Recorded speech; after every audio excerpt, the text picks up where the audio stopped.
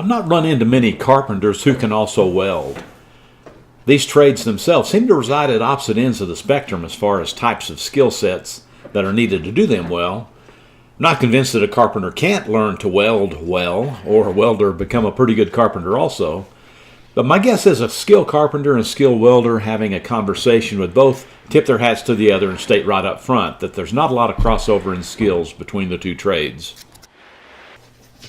One of the first construction jobs I had was as a plumber's helper, where I learned to use a soldering torch. But I always shied away from welding as I got more into the primary trades that I'm comfortable with. In welding, you're intentionally creating a short circuit to melt metal. I guess I was always more comfortable soldering because you're only carrying around a bottle of highly flammable explosive gas that you're lighting all day long. Well, the time has come that I need to learn some basics of welding for upcoming projects. So I do that respectfully and cautiously, which is the same way a welder should approach a table saw. To welcome welding equipment into a carpenter's shop, I figured the best thing to do would be to build a storage cart for the welder and supplies out of wood. That way, while sawdust is floating around the shop when a woodworking project is underway, the welder and welding equipment can be stashed under cover and out of the way. The cart certainly needs to be on wheels to make it mobile, and with the welder sitting on top, there should be beefy trim pieces to grab onto to move the cart around, as well as to keep the welder from accidentally being slid off the top. Certainly heavy-duty drawers are helpful for storing the welding hood, gloves, as well as hand tools and other supplies. I thought that was a pretty good start.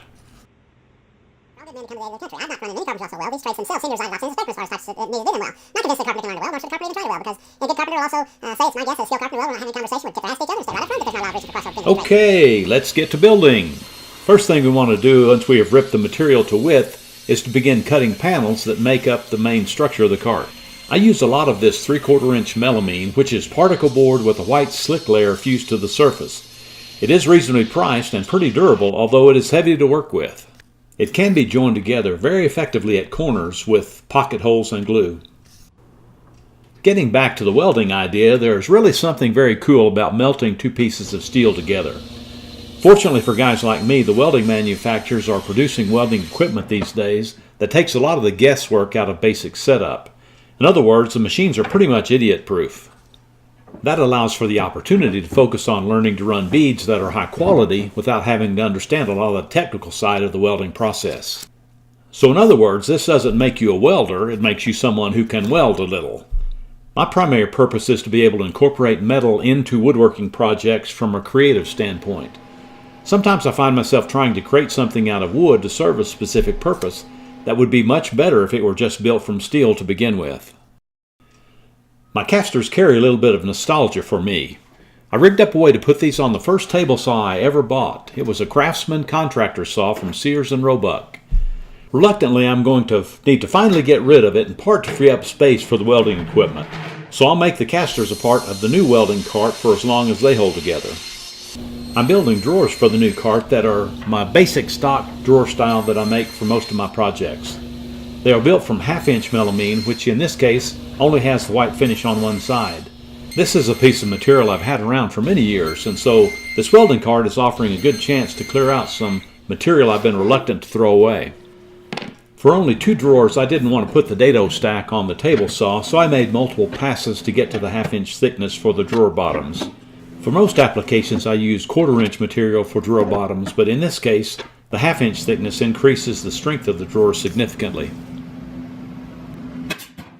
I'm using 1/4 inch by 1 1/4 inch staples to join the butt joints together on the drawers.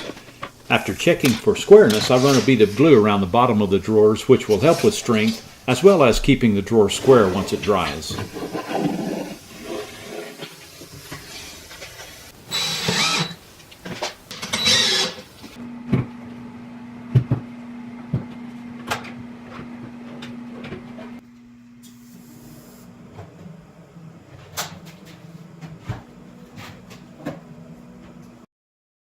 To finish off the drawer fronts, I cut pieces of 3/4 inch melamine.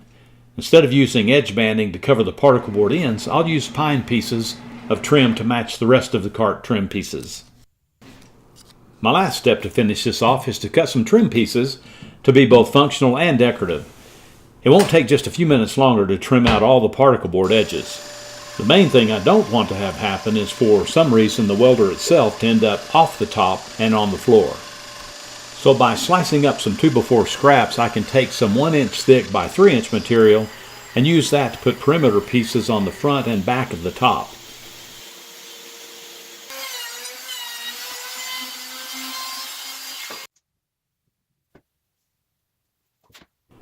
Then on the sides I'll use trim that only extends a 1/2 inch above the surface of the top to limit how much sliding of the welder can take place, but still allows room for the attachments to the welder to feed off without any problem.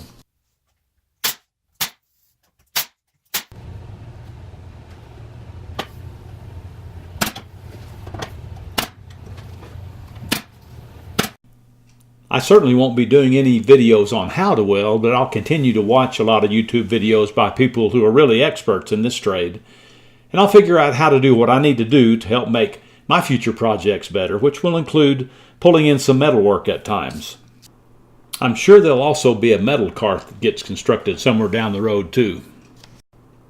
That's going to pretty much wind up my welding cart that's built from the perspective of a carpenter. After I brush a couple of coats of finish on the trim, I think we'll be ready to try it out. Oh yeah. Yeah, I like it. Glad to hear that.